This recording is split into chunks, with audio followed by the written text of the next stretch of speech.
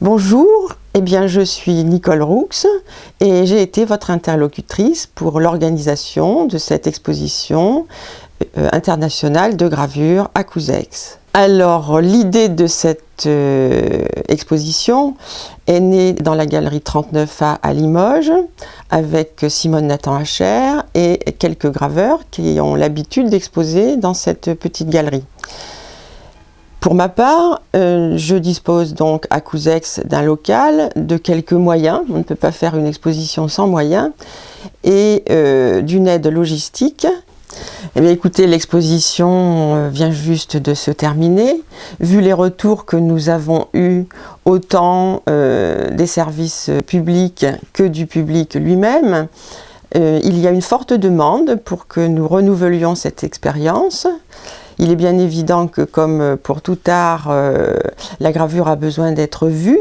J'espère que nos amis artistes qui ont participé à cette exposition voudront bien nous aider à continuer. Je leur demanderai d'ailleurs de bien vouloir répondre à ce petit film, qu'ils nous donnent leurs impressions, puisque c'est aussi pour les remercier que nous faisons ce film, qu'ils nous donnent leurs impressions et qu'ils suscitent d'autres participations, car je sais que les graveurs se rencontrent très fréquemment dans les biennales ou triennales internationales et que beaucoup se connaissent. Voilà, donc c'est une ouverture qui est faite à leur intention. S'ils veulent, nous continuerons.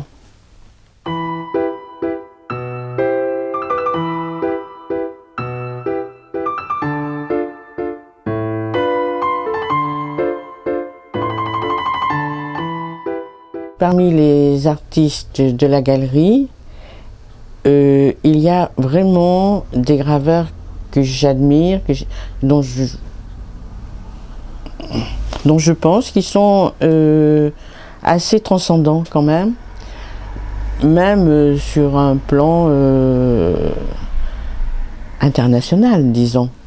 Alors il y a Pavel Masek, Jean-Claude Caffin, Radmila Dapik, Giuseppe Annese, vous m'aidez si j'en oublie un, je sais plus.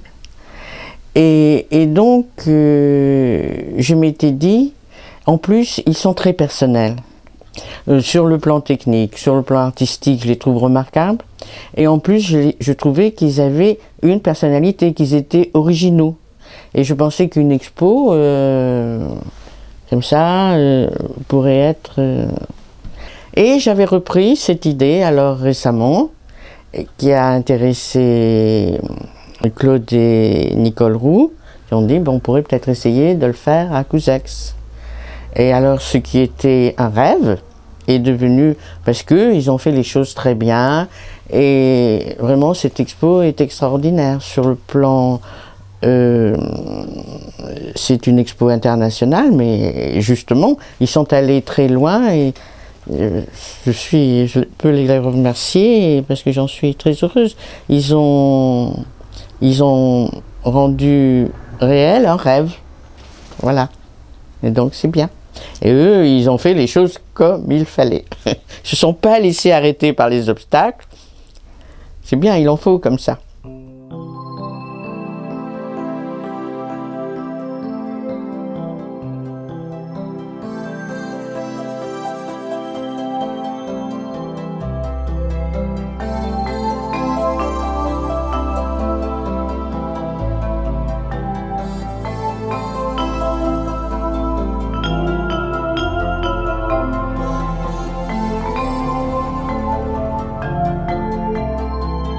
La gravure, elle existe. Elle existe tout autour de nous, par terre, sur les arbres, sur les feuilles. Elle existe d'abord là, avant que nous ne soyons inspirés par ces choses qu'on aime, puisque c'est un moyen d'expression, c'est un moyen de communication. Et en se mettant devant une gravure, ou une peinture, ou une pierre, ou un arbre, on peut recevoir plus ou moins la même émotion. On peut se découvrir des rapports en commun à travers la gravure, n'importe quoi, la sculpture, la peinture. Et c'est un autre.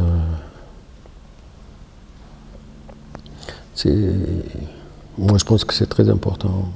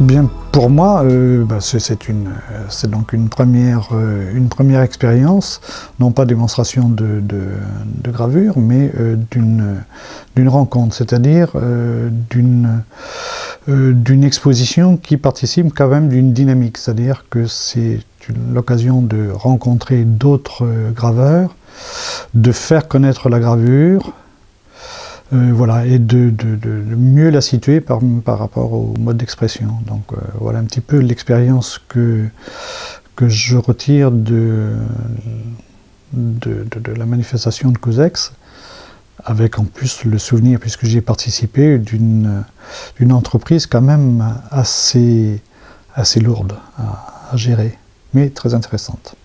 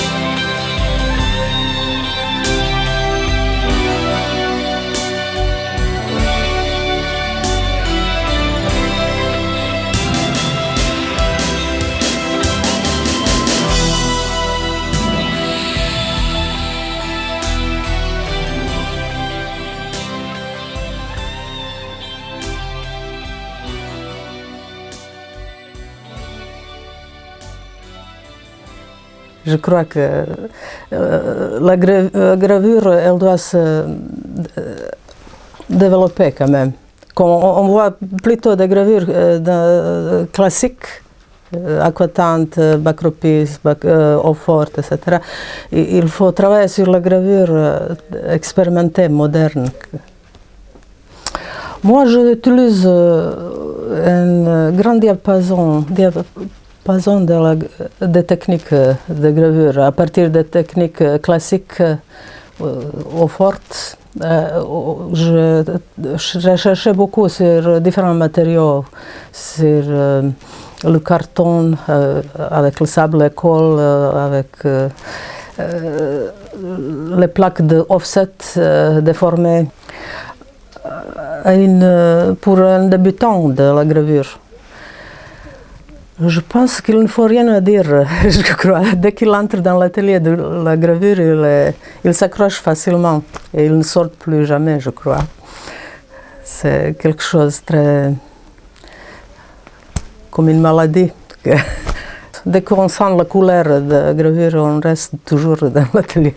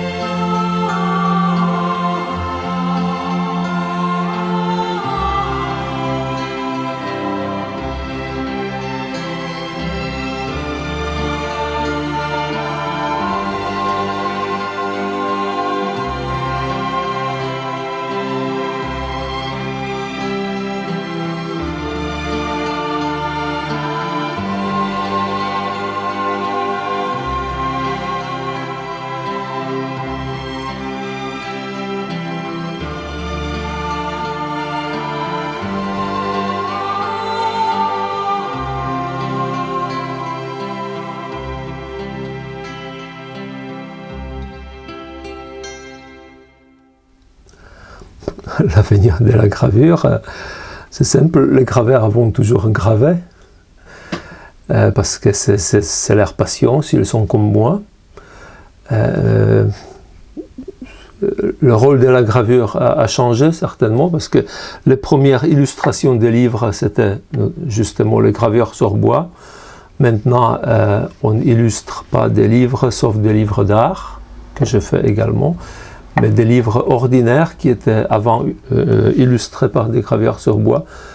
Dans des éditions ordinaires, ça n'existe plus, mais la gravure va toujours exister. Il y a des gens qui aiment cette technique, donc je pense que l'avenir de la gravure, il n'y a pas de problème pour l'avenir.